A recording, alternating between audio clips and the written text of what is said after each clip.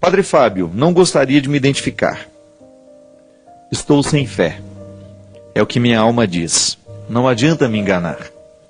Não me considero de nenhuma religião, mas tenho um norte voltado para o espiritualismo. Sou muito crítico. Tento de várias vezes discutir a essência de Deus. Tento me convencer de sua superioridade. Acredito em Jesus, nos santos. Há alguns anos, desde que me tornei adulto, fiquei com um senso crítico muito mais aguçado e considero que estou sem fé. Tento me alimentar com Deus, Jesus, nas igrejas evangélicas, católicas e até mesmo centros espíritas. Todavia não consigo sentir o prazer de sentir Deus na minha alma. E eu tenho bastante, Padre, muito desejo de senti-lo. Gostaria de uma luz para mim, ou até mesmo outra forma de voltar àquela fé de criança, no tempo que eu era adolescente, que me fazia muito feliz. Hoje estou me sentindo cinza na alma, algo suspenso no ar, sem muita emoção. Se fosse possível, eu gostaria que o senhor me respondesse, mas não colocasse o meu nome no desabafo. Meu filho, primeiro que você não tem que ter vergonha disso, né? Fé, todos nós temos crises de fé. E é impossível você querer retomar a fé do tempo que você era criança. A fé que era no tempo da infância valeu para aquela época, não é? Eu nunca lamento a fé que eu tinha no passado e que não tenho hoje mais. A fé da gente vai avançando, ela vai evoluindo. E muitas vezes, por não saber compreender a evolução da nossa fé, nós julgamos que nós não estamos acreditando mais. Primeira coisa, a gente precisa fazer uma distinção. Fé não é sentimento. Definitivamente, o nosso sentimento não pode determinar o que nós chamamos de fé. Por quê? Porque nem sempre a minha experiência de Deus vai me fazer sentir alguma coisa. Da mesma forma como eu posso pegar um texto, fazer a leitura daquele texto e ele não tocar absolutamente nada na minha sensibilidade. O texto continua tendo o seu valor, não é verdade? Pode ser que naquele momento eu não estivesse tão sensível para perceber aquele texto, para perceber as belezas que estão presentes nele. Na vida é assim. A nossa experiência de fé consiste, primeiro, a gente tem que compreender que é um dom que nós recebemos. Eu não tenho fé porque eu quero. É um dom que eu recebo de Deus. E por isso que é o primeiro dom que nós precisamos pedir todos os dias quando a gente levanta. Senhor, me dê a graça de continuar acreditando. E aí nós precisamos compreender que a nossa fé em Deus, ela tem outros desdobramentos. Por exemplo, quando eu acredito em Deus, eu sou convidado também a acreditar na humanidade. Você já parou para pensar que muitas vezes existem pessoas que acreditam em Deus e não acreditam na humanidade? E que existem pessoas que acreditam na humanidade, mas não acreditam em Deus? É natural que essa dicotomia aconteça. Sobretudo, por exemplo, depois do Iluminismo, que foi aquela época da história em que as ciências quiseram explicar todos os ocultismos que estavam presentes na Idade Média, os exageros da religião, né, ou até mesmo aquele excesso de superstições que fazia parte do contexto da Idade Média, foi altamente criticado pelo tempo das luzes, né, do iluminismo, que veio como uma revolução cultural que tentou desfazer e menosprezar todo o processo de fé humana. Só que aí hoje nós estamos num momento em que a crítica do iluminismo já nos serviu para a gente corrigir os nossos exageros daquele tempo, para a gente encontrar um equilíbrio hoje na nossa forma de acreditar em Deus, equilibrando essa fé em Deus com a fé na humanidade. Eu me recordo que o grande salto de fé que eu dei na vida foi no momento em que eu compreendi que a minha fé em Deus estava diretamente ligada na minha fé ao ser humano. E que eu não podia acreditar em Deus descrendo do ser humano. E que o mesmo processo também seria inválido. Não posso acreditar somente na humanidade e descrer em Deus. É nesse equilíbrio que eu preciso contextualizar a minha fé. Muitas vezes, meu filho, o que a gente considera falta de fé é um desequilíbrio entre uma realidade e outra. E agora eu já falo para você também que me escuta. Como é que está o equilíbrio entre a sua fé em Deus e fé na humanidade? Porque o bem-estar espiritual que nós precisamos viver, o que eu chamo de bem-estar? Uma fé equilibrada que faça bem ao coração humano, ela precisa mover a fé que eu tenho em Deus para a realidade histórica onde eu estou situado. Eu digo isso, precisa equilibrar, porque muitos desequilíbrios que nós encontramos na humanidade hoje estão diretamente ligadas ao processo de fé em Deus. Olha, minha gente, eu não tenho medo de dizer isso. Como homem da religião, que lida o tempo todo com o processo religioso, eu encontro muitas pessoas em que a religião fez muito mais mal do que bem. Pessoas desequilibradas. Pessoas que perderam o referencial de bom senso. E você deve conhecer gente assim também. Que por causa da fé em Deus, acabaram desprezando a vida humana, acabaram renegando, relegando todo o processo humano, histórico, desconsiderando, Muita gente deixou em alguns momentos, de 10, 20 anos atrás, eu cheguei a encontrar muita gente que chegou a negligenciar a saúde, negligenciar o cuidado com o corpo, porque julgava isso um desacato a Deus. A fé em Deus lhe privava de todos os prazeres humanos. Veja bem, isso não é saudável. O sacrifício faz parte da religião, faz. Todo místico vai ter a sua dimensão de sacrifício, encontrar na vida o lugar do sacrifício. Só que a gente precisa entender que sacrificar é fazer ser sagrado. Então eu sacrifico a minha vida, mas não significa que eu fico lá sofrendo o tempo todo, não. Eu faço ser santo tudo que é meu. Eu coloco sobre o altar para sacrificar, para tornar sagrado, para tornar santo. Aí é o equilíbrio. A fé que eu tenho em Deus me leva a viver uma experiência humana que me faça compreender a vida como um altar onde eu coloco todas as minhas realidades para que elas sejam sacramentadas. Em outros momentos você também via a humanidade sem Deus. A religião se transformando numa sociologia, apenas, sem transcendência, sem adoração, sem louvor. Não pode. É o equilíbrio. O louvor que eu presto a Deus me ajuda a compreender o processo histórico. Então eu tenho que ter solidariedade com os que sofrem, eu preciso acudir os que estão necessitando de mim, da mesma maneira como eu também receberei o auxílio de quem está do meu lado. Então, às vezes, meu filho, quando nós dizemos que nós estamos sem fé, pode ser que esteja faltando um pouco de equilíbrio entre uma coisa e outra. Eu consideraria que não tem fé é aquele que não acredita mais em Deus, nem acredita mais na humanidade. Porque se em alguns desses aspectos nós estamos presos, se eu consigo ter fé na humanidade, então eu posso examinar nesse processo de fé histórica que ali existe sim uma presença de Deus me impulsionando a crer na humanidade. Se eu posso dizer que creio em Deus, mas estou totalmente descrente da humanidade, eu preciso resolver essa contradição. Porque como é que eu posso acreditar em Deus se eu não estou vivendo o desdobramento dessa fé aqui na história? Não é verdade? Então este equilíbrio é importante. E muitas vezes nós consideramos como falta de fé a nulidade de um desses aspectos, destes pontos. E aí nós precisamos buscar, mergulhar dentro da nossa condição humana e investigar bem o que é que nós compreendemos como fé, não é verdade? Onde é que eu estou errando nessa compreensão toda? O fato é que, muitas vezes, nós ficamos insistindo numa fé imatura e quando passa o tempo dessa fé imatura, ela já não nos sustenta mais, a gente fica achando que não nos restou mais nada.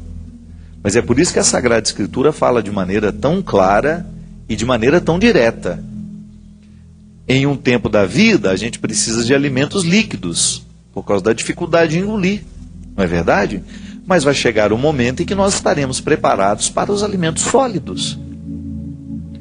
E eu acredito nisso, traduzindo isso para o contexto da nossa experiência de fé. Em muitos momentos da nossa vida, nos é permitido ter uma fé ingênua, porque faz parte daquele momento. Mas depois essa fé precisa amadurecer. Eu não posso querer, na minha idade adulta, acreditar da mesma forma como eu acreditava no tempo que eu era criança. Eu posso até guardar muitas coisas bonitas da minha infância, da minha inocência, mas a minha fé precisará avançar. Quantas pessoas, né? Eu cheguei a conhecer muita gente. Ah, padre, eu perdi a fé. Como assim perdeu a fé?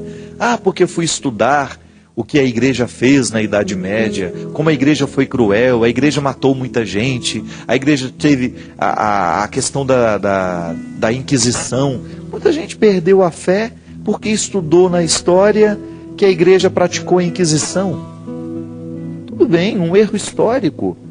Mas será que a minha fé é tão pequena a ponto de ceder tudo, de acabar, só porque eu estudei uma fragilidade da igreja no tempo da história? Será que a minha fé depende?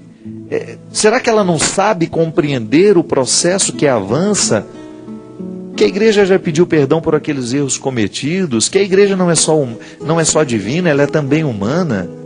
Mas que quando eu olho para essas fragilidades humanas, eu não posso esquecer a força do Espírito que está tentando conduzir isso.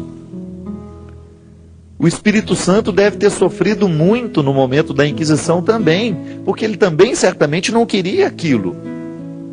Mas a compreensão das pessoas que guiavam a igreja naquele momento não era capaz de compreender o que o Espírito estava indicando. Gente, isso acontece com a gente. Quantas vezes nós cometemos um erro porque nos faltou clareza na compreensão do todo, não é verdade? Mas a minha fé, ela não pode ir embora porque eu descubro uma fragilidade daqueles que me ajudam a crer. É igual aquela velha história. Ah, eu não acredito mais na igreja porque o fulano de tal, o padre tal, fez isso, isso, isso e isso. E eu não concordo com isso. Se a sua fé depende de um padre, então você está com um problema muito sério. Um padre é uma seta, é um indicativo, mas ele não é Deus. Eu gosto de dizer muito isso. Olha, se você se decepcionou comigo como homem, como padre, eu lamento. Gostaria muito de ter acertado com você, mas eu sou frágil. Nem sempre eu consigo acertar. E eu erro muito. Agora, se você se decepciona comigo, tudo bem. Agora, não se decepcione com aquele que eu anuncio. Não confunda as coisas. Você não pode misturar a fé que você tem em Jesus com a fé que você tem em mim. Veja bem, aqui é interessante porque nós temos os dois pontos que eu acabei de falar. Fé em Deus e fé na humanidade. Graças a Deus eu assumo com muita alegria a responsabilidade que eu tenho, a autoridade que eu tenho na vida de muitas pessoas. Eu recebo lá com muito carinho no Twitter das pessoas: oh, que bom, hoje o Padre Fábio vai estar ao vivo com a gente. Isso é responsabilidade para mim, saber que no seu processo de fé em Deus, eu participo. Eu assumo com você essa responsabilidade humana, de ser um padre que possa lhe ajudar no seu processo de fé. Mas eu não sou o final do seu processo. Eu sou apenas um ponto por onde a sua fé passa. Talvez uma palavra que eu lhe dê, um conselho que o meu programa aqui faz para as outras pessoas e que acaba valendo para você, né? Outro dia uma pessoa falando comigo isso, né? Padre, o senhor precisa ter muito cuidado, porque as pessoas escutam o que o senhor fala. Ela falava assim, com carinho, né? E é verdade. Muita gente presta atenção mesmo no que eu estou dizendo. Significa que eu sou, naquele momento da vida, o braço histórico dessa fé, que também é transcendência. Onde é que fica o desequilíbrio? Quando a pessoa esbarra em mim e não vai a Deus. acha que eu sou a fonte de todas as respostas, que eu tenho que dar conta de resolver todos os problemas, e começa a jogar em mim todas as carências afetivas, e eu não posso admitir isso. Sabe por quê? Eu passo pela sua vida, mas eu preciso que você viva o seu processo em Deus. Eu posso até lhe ajudar a resolver os seus problemas, mas é Deus que dá essa força a você. Passa por mim, eu compreendo isso. Mas veja bem, se você se decepciona com aquele que de alguma maneira foi ponte por onde a sua fé passou, por onde Deus atravessou a ponte para chegar até o seu coração, passa. Não se decepcione com aquele que você precisa conhecer. Não é verdade? O processo humano é assim, minha gente. Então, muitas vezes, o que nós analisamos como falta de fé é uma imaturidade só que vai passar. Agora, a fé precisa ser amadurecida, desenvolvida. Como é que a gente faz isso? Com a oração. Nós não podemos viver sem orar. E quando eu falo de oração, minha gente, compreenda da maneira mais ampla, da oração mais tradicional até aquela satisfação que o seu coração sente de repente, de saber que você está conectado a Deus. Que Deus faz parte da sua história. Que você o reconhece presente no seu caminho, na sua história. Tudo isso é orar. Viver pode ser uma oração. Desde que você amanheça o dia e se disponha a viver bem, a fazer bem às pessoas que você vai encontrar, a não ser um peso para o outro, a ajudar o mundo a ser melhor. Tudo isso é rezar. Aí veja bem, a nossa oração também tem duas dimensões. Aquela reverência a Deus, eu reconheço Deus como meu Salvador, meu Senhor, a Ele presto louvor, culto. Mas quando me encontro com as pessoas, eu preciso também recordar que o louvor que agrada a Deus é o amor que eu amo, é o perdão que eu concedo, o abraço que eu dou, não é assim? Não é nenhum problema a gente errar um com o outro. Às vezes a gente erra, mas é tão nobre a gente reconhecer, olha, me desculpa, me perdoa. Isso é orar. Isso é louvar a Deus. Não foi Jesus que disse, antes de apresentar a oferenda, vai e reconcilia com seu irmão, com seu amigo que você está meio brigado, né? Com aquele que você já não fala há tanto tempo, com aquele que você guardou rancor, ódio, ressentimento. Porque a vida sempre vai nos oferecer esses dois pilares. É a transcendência e a imanência de Deus. Eu posso elevar os braços para o céu, louvar a Deus, mas eu preciso saber que meus pés continuam presos nesse chão. Não é?